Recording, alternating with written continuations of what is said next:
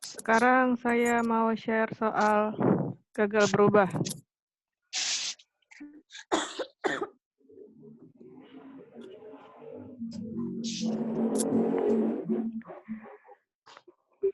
Gagal berubah nih judulnya.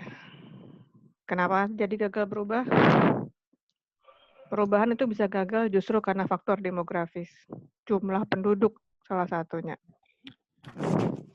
Tahu kenapa Indonesia susah berubah? Penduduknya banyak. Kebanyakan. Susah diatur. Susah diatur. Apalagi Pril? April apa siapa tadi? Apa Puput? Real. Oke, jumlah penduduk kondisi demografis bisa membuat perubahan tuh gagal. Kenapa? Susah ngaturnya kalau penduduknya banyak. Bandingin sama Singapura.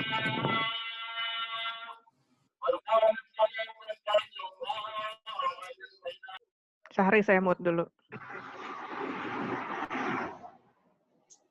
Nah, kalau penduduk, ya makanya sekarang gini, kalau kita mau berkacanya ke Singapura, mau serapih Singapura, buat saya itu nggak fair.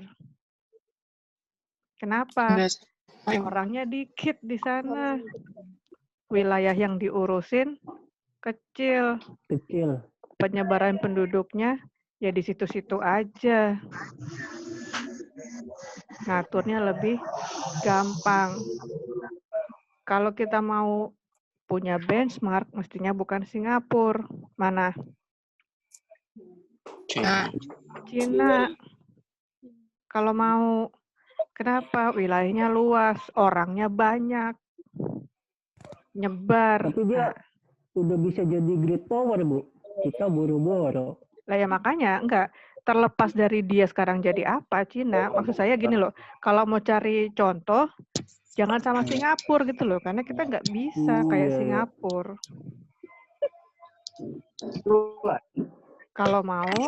Kalau mau perbandingan yang fair, ya harus yang gede. Yang orangnya banyak. India, Bu. India mah kita gedean mana? India. Luas wilayahnya. Luas wilayah, nggak tahu deh. Luas wilayah. Orang mungkin banyakan India, jumlah penduduk. Tapi luas wilayahnya, gedean siapa? Kemudian penyebarannya gimana? Penyebarannya, kalau India kan benua. Ya ada di situ-situ aja. Kalau kita ada laut loh di tengah-tengah. Kita aja sekarang susah mencapai ke apa? Mana namanya? Papua. Ya kan? Ini kondisi demografis yang mempengaruhi kenapa perubahan itu seringkali gagal. Penyebab lainnya adalah persepsi. Ya kan? Misalnya gini, sekarang WFH. Berapa orang yang masih bandel? Berapa orang yang masih keluar-keluar? Ada yang masih kondangan. Ada yang masih apa? Yang kemarin dibubarin di Surabaya itu loh, kongko-kongko di kafe-kafe gitu. Kenapa? Karena beda persepsi. Yang mau di rumah mempersepsikan, oke, itu adalah sesuatu yang berbahaya, perlu dicegah dengan cara ini. Yang pergi-pergi, siapa? Takutnya sama Tuhan, gitu ya. Jangan takut sama virus, takutnya sama Tuhan. Ya gitu kan sebenarnya yang menyulitkan. Ya. Satu, yang bikin sulit adalah demografis, orang banyak tersebar dan segala macam. Yang kedua, sebenarnya kalau belajar perilaku organisasi kan, udah belajar kan? Setiap orang punya persepsi. Sorry. Tapi berbeda. Ada yang diam di rumah karena emang ya udah kerjaan saya bisa kok WFH. Ada yang walaupun kerjaannya bisa dibuat WFH, nggak mau diam di rumah. Kenapa? Nggak penting itu penyakit. Belum tentu kena di gua juga kok. Persepsi. Atau ada yang berpersepsi, ya Kalau udah penyakit disebarin sama virus begitu, ya mau di mana aja pasti kena. Nah, itu kan persepsi. Yang berikutnya ini, lingkungan dan sosial. Bisa nggak larinya ke sini lagi? Ke persepsi lagi? Bisa. Nih, misalnya, kalau Bapak, Ibu, saudara-saudara sekalian melihat kesenjangan sosial. Oh, dengan kondisi sekarang, tukang ojek nggak bisa makan loh. Ya kan? Oh, dalam keadaan sekarang, sumber daya lingkungannya nggak bisa tahan loh. Kita mau ambil dari mana kalau toko ditutup, apa ditutup? Perbedaan lingkungan dan sosial itu bisa membawa ke perbedaan persepsi tadi. Oh, bisa nih dilakukan WFH. Oh, nggak bisa nih. Oh, bisa nih lockdown. Oh, nggak bisa nih lockdown. Berdasarkan kondisi di lingkungan dan sosial. Ada yang bilang, banyak yang bilang bahwa kalau mau di lockdown kayak mana? Wuhan, ya itu kan harus ada disiapin segala macam. Yang mau kasih makanan siapa? Emang lockdown terus masih bisa pesan GoFood gitu? Nggak bisa. Nah, berdasarkan itu, ada orang yang mengatakan bisa lockdown, ada yang nggak bisa. Oh, bisa Bu, taruh bahan makanannya ditaruh sama tentara di ujung gang setiap hari. Ya, bisa kalau mau gitu. Cukup nggak sumber dayanya? Oh, Bang. Nggak cukup, Bu. Bisa. Indonesia nggak punya uang, Bu. Nah, itu dia. Tidak cukup sumber dayanya. Mau uang, mau apa, nggak cukup. Itu nanti kemudian membuat kita berpersepsi itu bisa atau tidak bisa dilakukan, kan gitu. Di dompet. Video online. Nah, ini menurut Hasi ada beberapa penyebab kegagalan nih. Satu, implementasinya perlu waktu lama. Lama-lama orang lupa. Yang kedua, masalah nggak diidentifikasi. Itu tadi yang saya bilang. Kalau tadi bikin masalah nggak bisa diidentifikasi, jangan harap bisa terjadi perubahan. Masalah berikutnya, aktivitas tidak terkoordinir. Nah, atau ada krisis, kurang kemampuan atau pelatihan, ada faktor eksternal. Ini kemarin yang menjadi masalah, karena faktor eksternal nggak bisa dikendalikan. COVID itu faktor eksternal, karena nggak bisa kita kendalikan. Awalnya Indonesia kan nggak kena, kan? Iya. Orang negara lain udah pada berjatuhan, pada kena, kita sehat-sehat aja. Gitu. Jadi untuk faktor yang tidak terkendali ini, faktor eksternal, itu yang paling besar menyebabkan kegagalan. Artinya apa? Harusnya faktor internal bisa dimodifikasi, bisa diatur supaya tidak menyebabkan kegagalan. Gitu loh.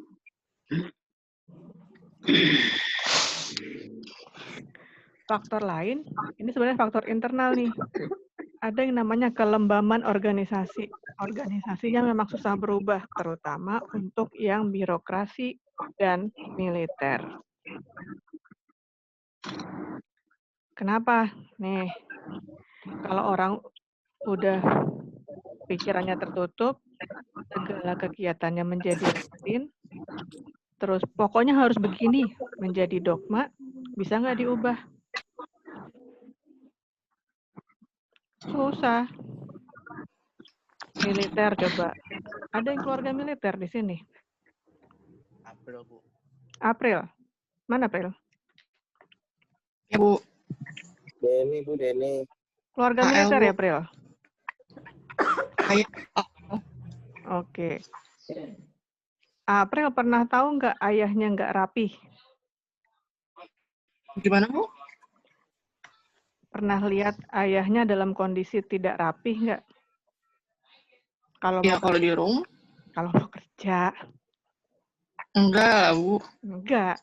nggak mungkin ada tentara nggak rapi, nggak Di teratur. dia maaf Apa? apa tuh yang di apa yang di bednya yang di itu loh, kan harus ada yang dicemplung-cemplungin itu loh, terus kalau main yang gitu aja marahin. Disiplin yang terlalu tinggi juga bikin ini organisasi menjadi lembam untuk berubah. Nggak tahu gimana, pokoknya harus dilakukannya begitu. Nggak ada penjelasan. Itu tadi yang di bawah dibilang nilai menjadi dogma. Pernah tahu ada tentara tidak hormat sama atasannya, sama seniornya? Nggak ada. Karena semuanya udah diatur begitu. Jadi mereka diharuskan begitu sehingga itu tadi berpikirnya tertutup. Prosesnya nggak ada kreativitas, rutin aja begitu setiap pagi bangun jam sekian, ngapain. Udah rutin. Justru kalau nggak ngikutin jadi nggak enak badan mereka. Kayaknya ada yang salah nih. Pak Jarwo nggak apel pagi, sakit badan dia. Rajin Pak Jarwo. Agak malam, Bu. Oh, pagi malam Bu, dia pagi bisa Malam kan pulang kuliah, Bu, naik motor. Olahraga saya enggak. Ya, artinya yang menjadi rutin, yang sudah menjadi rutinitas itu seringkali menyulitkan.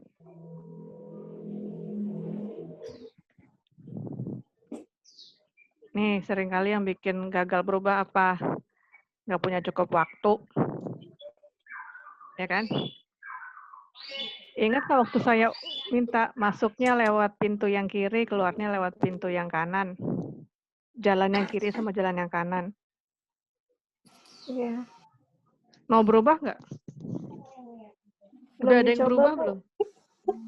Belum, Bu. Kan udah libur. Udah keburu libur ya? Belum dicoba. Belum dicoba udah keburu libur. Iya. Kebanyakan tidak mau mencoba karena nggak relevan itu. Emang kenapa sih kalau masuknya lewat jalan yang salah? Ya. Atau itu orang buru-buru gimana sih? Kalau jalan yang benar kan lebih lama. Tidak punya cukup waktu rasanya.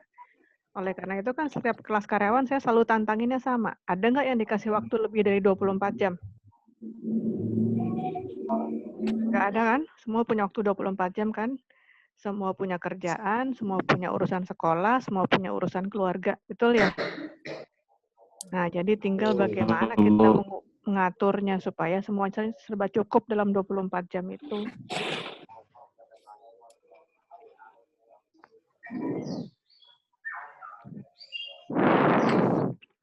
Kemudian masalah perubahan juga ternyata adalah takut, cemas.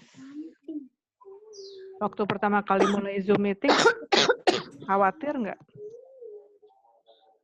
Khawatir. Apa khawatirnya? Nggak connect. Iya. Ya kan, nanti kalau koneksinya nggak bagus gimana? Iya, kuotanya habis, Bu. Kuotanya habis gimana? Nah, itu, Bu. ikut kelas. Nggak mengikuti pelajaran. Nggak ikut kelas. Nah, kalau nggak ngerti Ntar nggak di gimana absen. nanti? Kalau nggak nongol nggak di absen. Rizky udah nongol belum nih? Nggak ada videonya Bu. Katanya lemot Bu. Enggak lah. Masih belum nongol juga sih Rizky.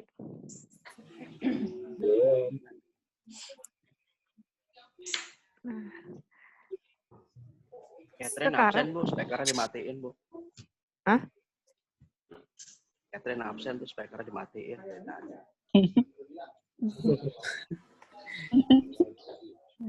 Suka-suka Sari lah, Sari yang absen juga.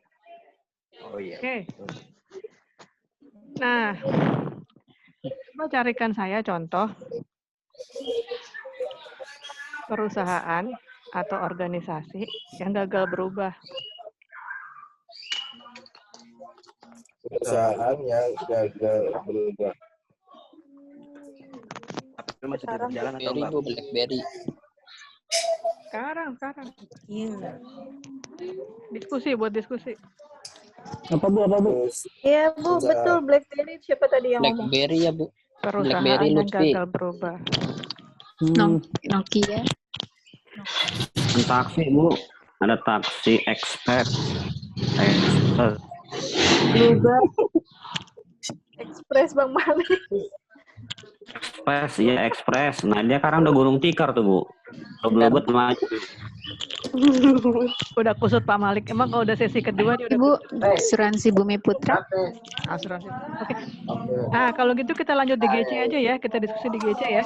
Nggak enak Bu. Bu, enak di sini Bu ngomong Bu. Pasti nggak ada yang nyimak bener deh. Langsung pada tidur Bu. Marah kalian ini.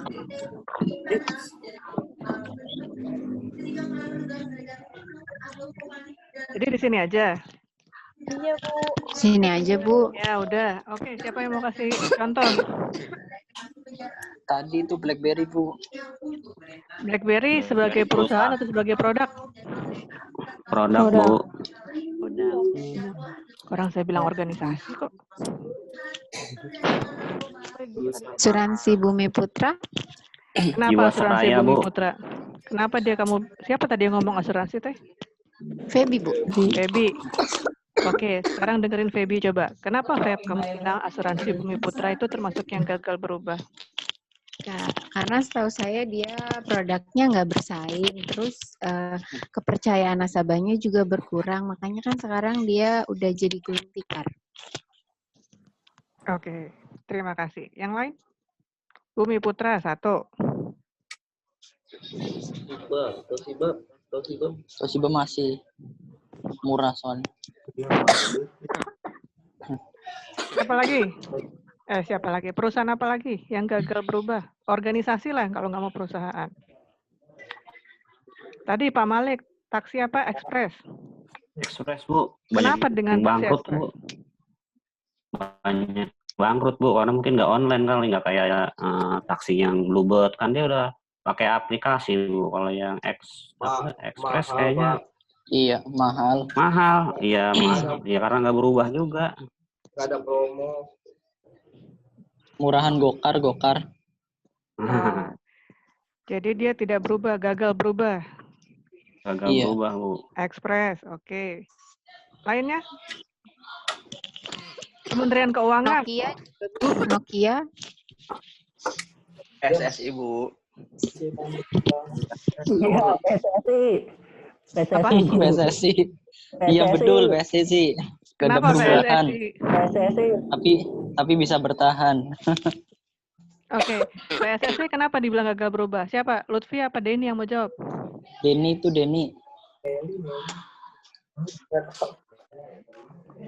Nggak pernah juara kali Bu. Kok PSSI nggak pernah juara? Dia kan emang bukan klubnya, Pak. Lawan Thailand kalah mulu. Kan yang ngelola Bu. Sama satu lagi boleh Bu? Tadi dulu PSSI tadi dulu belum selesai. Oh ya. Apa yang mau Jadi satu jelasin? lagi ya. Kenapa PSSI dianggap organisasi yang gagal berubah? Harus ada penjelasannya tuh. Apa ya Bu? Karena kurang apa sih ya, pengembangannya kurang kan, kayak misalnya di Thailand, Malaysia itu sejak kecil itu usia dini itu digojlok Bu, dilatih terbang ke Spanyol. Digojlok. Kurang. Loh, kalau ada PSSI-nya yang gagal berubah, di Thailandnya juga harus ambil organisasi bolanya dong. Iya itu contohnya Bu. Loh kalau bilang di Thailand anak kecil udah dilatih sepak bola, itu bukan urusan sepak bola, bukan urusan organisasinya. Urusan bagaimana budaya di Thailand mengembangkan sepak bola dari kecil. Bandingannya harus organisasinya juga dong. Kayak tadi Express, kenapa? Dia nggak bisa kayak taksi lain udah pakai aplikasi apa, dia belum. Kemudian secara harga juga lebih murah lebih mahal daripada Gokar misalnya. Perbandingannya harus begitu untuk mengatakan bahwa satu organisasi itu gagal berubah gitu loh. Oke, Pak Jarwo tadi. Iya, fitur gadgetnya nggak jauh. Fitur gadget apa nih? Fitur gitu. Oh, masih aplikasi deh Bu bicaranya. Nokia HP, Bu. Oh, Nokia. Oh, Kayak aku. Nokia sebagai perusahaan loh ya, bukan sebagai produk loh. Iya. Oh ya, Nokia, Bu. Nokia sebagai perusahaan kenapa?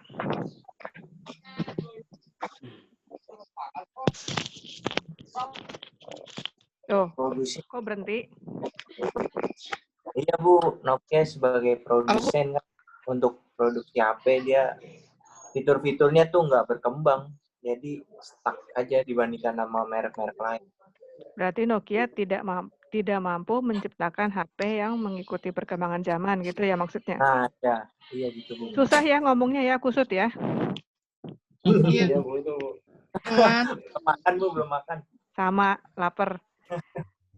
Yo, Pak Jarwo, apa tadi? apa Bu nambah lagi? Organisasi yang Bapak anggap gagal berubah apa? Oh, itu Bu. Dari Dirjen Pajak Bu, dari di bawah kementerian ke badan Bu. Kenapa dia? Anggota DPR banyak nggak setuju. Gak setuju apaan nih? Jangan curhat. Bukan. Ini gagal berubah karena nggak bisa ambil kebijakan sendiri. Semua harus lewat kementerian. Kalau di bawah kementerian. Kalau di badan kan dari mulai rekrutan, kebijakan, peraturan bisa menentukan sendiri. Itu gagal berubah menurut saya. Oh, gagal berubah lebih karena sistemnya. Sistemnya tidak memungkinkan dia ngambil keputusan sendiri. Ya memang dia dulu begitu, bukan? Harusnya kan badan Bu, biar kayak KPK Bu, kalau mau target sampai. KPK kan komisi. Iya kan badan dia. Maksudnya dia tuh langsung di bawah DPR Bu, nggak di bawah kementerian, di bawah pemerintah. Lebih independen. Saya sih tidak melihat gagal berubah karena apa? Karena memang sistemnya belum berubah sih. Kecuali mau diadakan undang-undang yang mengubah posisi dia sehingga bisa langsung bergerak, Pak. Ah, itu dia maksudnya. Apa? Gagal berubah. Karena emang itu Canan kan sudah beberapa kali nggak berubah-berubah. Sebenarnya di intern pengen berubah, Bu. Ya, itu karena tadi birokratis tadi. Betul. Tuh. Yang lainnya lagi ada yang mau kasih contoh? Tuh kayak TPRI gimana Bu? Udah mau berkembang tapi dibuat-buat lagi. Nah, sama kayak Pak Jarwo tadi tuh Kasian judulnya. Pak Helmi Yahya Bu. Iya, udah ada orang yang mengubah, udah ada orang yang bagusin, tapi kemudian ditutup lagi sama sistem. Tidur lagi dia. Ya, nah itu berarti yang salah di mananya? Internal ya, eksternal. Dari luar kan Bu. Eksternal. Sistemnya dong. Jadi kalau mau Pak Jarwo, minta sistemnya diubah. Karena perubahan di badan nggak akan terjadi kalau dia masih ada di bawah kementerian, gitu ya? Ya. Nah, tapi memang tidak bisa keluar dari kementerian kan gitu. Berarti harus sistemnya yang diubah. Kalau mau. Sama, Den. Menurut saya tidak bisa berubah kalau dia masih satu bentuknya LPP. TVRI itu kan bentuk badan usahanya nggak jelas. Bukan BUMN loh dia. Bukan ya? Bukan. Di bawah Kominfo? Enggak. Dia tuh namanya LPP, Lembaga Penyiaran Publik. Bentuk badan hukumnya nggak jelas itu. Sekelas sama RRI gitu ya Bu ya? Iya, cuma dua itu. Yang pakai yang bentuk badan hukumnya LPP itu cuma dua itu. TVRI dengan RRI.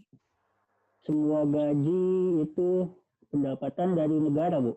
Iya. Dan mereka ini oleh Komisi 1. Oh, iya kan? Penyiaran ya, jadi ada pengawasnya gitu kan. Nah, banyak orang berpendapat sebenarnya justru posisinya dia sebagai LPP itu yang bikin dia nggak bisa ngapa-ngapain. Sama kayak Pak Jarwo tadi. mau bergerak juga nggak bisa karena hukumnya begitu, aturannya begitu. Kalau mau yang diubah apanya? Kerangkengnya itu yang diubah. Berat Kalau dong, Bu. dulu saya pernah wawancara Pak Ishadinya TVRI itu, yang harus diubah bentuk badan hukumnya, jangan LPP. Sekalian aja jadi PT. Nggak makan tuh kalau nggak kerja, kan gitu. Tapi mau nggak dikituin karyawannya? Nggak nggak mau, Bu. mau. Kan enakan sekarang nggak kerja tapi dapat duit. Helmi Yahya itu berhasil, Bu. Karyawannya wadah nurut semua. Loh iya, tapi kemudian dia dicekal sama siapa? Ya kan Komisaris. Sama dewan pengawasnya sendiri. Iya. Dia intern juga yang ngejegal. Karena selama ini nggak tahu kalau Palapa bisa disewa. Informasinya mungkin sengaja ditutup. Ya. Supaya orang nggak tahu. Kalau orang nggak tahu kan nggak bisa ngambil keputusan. Betul. Gitu. Maka sebenarnya salah satu yang harus kita punya untuk melakukan perubahan ya informasi itu. Yang menyulitkan perubahan sistem yang sudah ada, yang sudah sangat baku, seperti itu bentuk badan hukum sama tadi itu kementerian posisi badan di bawah kementerian yang Pak Jarwo ceritakan itu. Untuk mengubah itu harus diubah lagi atasnya gitu loh. Maka dalam kondisi yang kayak gitu perubahan nggak bisa dari bawah, harus dari atas atau malah dari luar. Kalau Pak Jarwo mau ngotot berubah juga nggak mungkin karena ada aturan yang mengatakan ya emang badan itu cara kerjanya begitu itu. Gitu. Paling-paling yang bisa dilakukan adalah membuat cara kerjanya lebih efektif.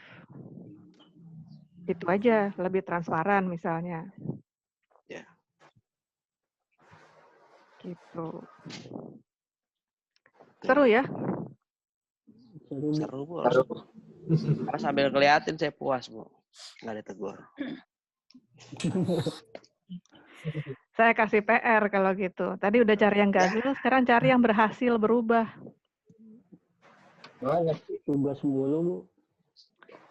Protes aja nih mahasiswa satu ya. Bu, Ini. aduh, PR lagi dong. Kenapa itu kebijakan. Kenapa kok? Kenapa kok? Gak apa-apa, Bu. Buat esai aja. Pusing aja, Bu, mikirin hidup. Ini memang manajemen perubahan nih bisa jadi sesi curhat sih sebenarnya kok. Saya buka curhatan aja ya? Jangan dong. Banyak kan. Jangan Sekalian dong. kok coaching gratis sama psikolog, Bu. Nggak apa-apa, Bu. Boleh, tapi psikolognya ntar. Pak Jarwo, gantangan lah. Awas salah sebut ya, gantangan. Oke, sip. Ya, jadi tugas berikutnya, ini kan udah mau jam 8 tuh.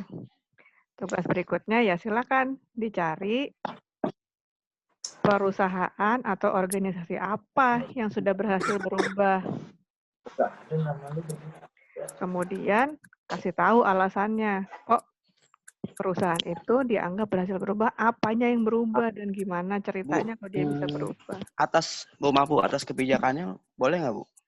Maksudnya Misalnya gimana? suatu badan tuh ngambil kebijakan ini dan itu berhasil. Oh iya. Itu bisa dikategorikan itu, Bu, apa itu bentuk badannya? Sebagai contoh nih, saya kurang paham nih. Misalnya Garuda. Garuda itu kan dulu udah mau rugi kan? Udah rugi kan? Ya udah rugi. Udah rugi. Merugikan negara. Udah jadi beban negara, boro-boro nyetor dividen gitu kan, dia kan rugi. Nah, kemudian terakhir bagus itu adalah dia sudah sampai ke dapat bintang 5-nya Skytrax. Pelayanannya berubah, cara kerjanya berubah, udah nggak pernah telat. Nah, kayak gitu tuh. Termasuk pesawat. Termasuk apa? Motor naik pesawat. Hah? Sepeda naik pesawat. Di pesawat. Iya, sepeda di pesawat, motor di Sepeda, pesawat. alat-alat olahraga maksudnya kan, alat-alat olahraga boleh naik pesawat. Nah itu kan Ya. perubahan yang sangat besar buat Garuda yang tadinya kalau kita mau terbang, kalau kita kenal pilotnya gitu bisa telepon dulu pilot Garuda dulu, tahan ya saya dikit lagi nyampe gitu kan. Saya tahu aja ibu sering ya bu, bikin mundurin waktu dia ternyata nih. Iya. Kalau kita Buka delay. kita punya gebetan pilot zaman dulu mah gampang gitu kan. Kan ya nih udah masuk kok, udah tinggal turun di terminal nih, padahal belum. Fixation gue geser orang ibu ya. Mm-mm. Udah boarding, ibu masuk. Pak, kok saya jadi jahat banget ya kesannya ya Pak ya? Awas ya. Nah gitu ya. Dulu Garuda bisa begitu, sekarang makin bagus. Itu contoh, berarti nggak boleh dipakai lagi, harus cari yang baru, oke? Oke, siap. Apa? Citra udah mulai pusing, udah geleng-geleng kepala. Ya, Cit. Betul, Bu. Oke. Minggu Itu depan kan, Bu? lewat minggu Dedetnya? depan. Ya, kayak kemarin lagi ya, bentuknya di Google Form, ntar tinggal diisi. Nggak usah pakai turn-in kayaknya ya. Iya, Bu. Oh, otomatis itu, Bu. Kayaknya iya. Itu udah otomatis kan, Bu? Oke? Oh, tidak ada pertanyaan? Iya, Bu. Sampai Ibu minggu bisa depan. ulang tugasnya, Bu? Ibu. Apanya? Ada yang tinggal itu Bu, tugasnya itu Bu. Oke Bu. Tugasnya apa? Nyari perusahaan atau organisasi yang berhasil berubah. Yang berhasil berubah. Berarti sama boleh dong Bu. Cari tahu alasannya ya Bu. Apa? Apa, Rik? Iya cari tahu alasannya, terus Kenapa kok kalian anggap itu berhasil berubah? Perubahannya seperti apa? Ya bikin esai singkat aja lah. Nggak harus berlembar-lembar. 1, 2, 3 paragraf cukup lah. Apa? 2, 3 paragraf banyak. Banyak itu. Banyak ya Tergantung Bu. paragrafnya segede apa. Rifki, akhirnya nongol juga Rifki. Mana Rizky? Tuh. Oh iya. Kenapa ada yang berbeda ya sama Rifki ya? Enggak. Oke. Ya, itu ya. Tadi yang ditanyain lagi. Sampai minggu depan. Terima kasih ya. Terima kasih Bu. Makasih, Bu.